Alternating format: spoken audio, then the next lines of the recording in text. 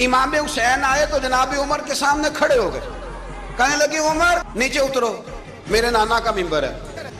हजरत अली कहने लगे हुसैन ये क्या कह रहे हो, बैठ जाओ। तो हजरत उमर फारूक फरमाने लगे अली आप ना बीच में हैं, ये मेरा और हुसैन का मामला है, आप नहीं बीच में हैं, आप हट जाएं, मेरा और हुसैन का मसला।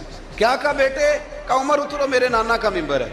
इतना बड़ा आदमी जिसे कैसरो किसरा हिला ना सके, जो दुर्रा मारे तो जमीन का जलजला रुक जाए, जो सूरज को हुक्म दे तो सूरज चेहरा बदल जाए, वो शख्स जो दरिया को खत लिखे तो खुश्क दरिया बहने लगे।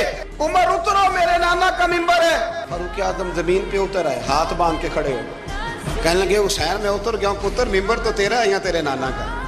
खत्म हो गई बात। तो हजरत इमाम हुसैन कहने लगे जा जाके अपने नाने के मिंबर पे गए, तो फारूक आजम की चीख ही निकल गई।